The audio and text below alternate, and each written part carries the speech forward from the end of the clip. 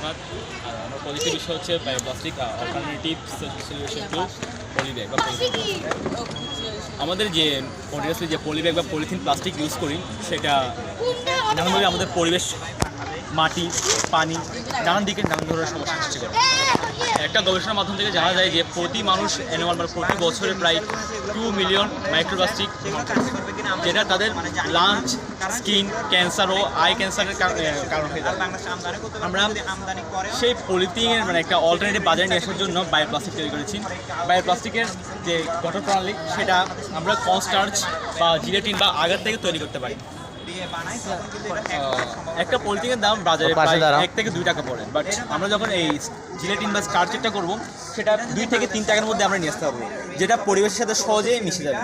এই বায়োপ্লাস্টিকটা সহজে পানিতে ডিজলভ হয় এবং মাটির সাথে সহজে মিশে যায়, যার ফলে সেটা আমাদের পরিবেশে মিথেন বা এরকম কোনো ক্ষতিকারক গ্যাস পরিবেশে নির্গত হবে না, প্লাস পানি তো মাইক্রোপ্লাস্টিকের সৃষ্টি হবে না, মাটির উর্বরতা কমাবে না।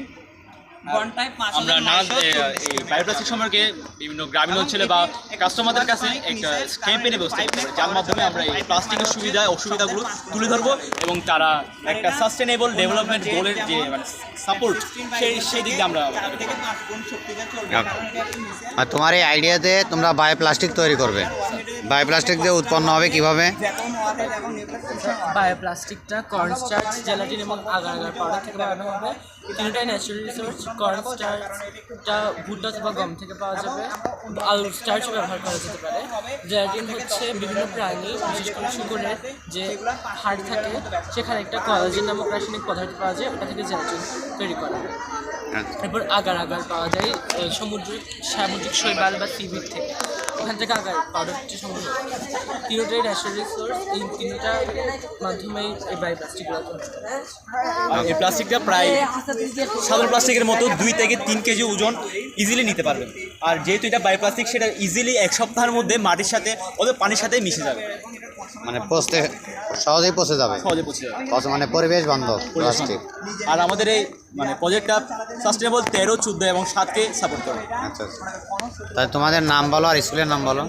আমার নাম হচ্ছে অর্ঘনাথ, 10ম শ্রেণীর শিক্ষার্থী আমি। আর আমাদের স্কুলের নাম চট্টগ্রাম ক্যান্টনমেন্ট বোর্ড উচ্চ বিদ্যালয়।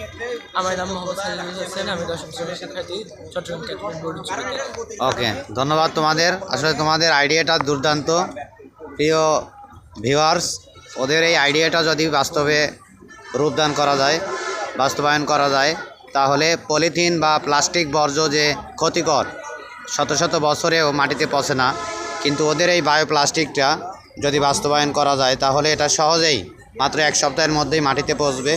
মাটিতে পচনশীল অর্থাৎ পরিবেশ বান্ধব বায়োপ্লাস্টিক উদ্ভাবনের যে একটা প্রক্রিয়া, সেটাই দেখিয়েছে আজকের BCSIR ল্যাবরেটরি সায়েন্স ফেয়ারে। ধন্যবাদ চট্টগ্রাম ক্যান্টনমেন্ট বোর্ড স্কুলের ক্ষুদে 2 বিজ্ঞানীকে। Thank you very much.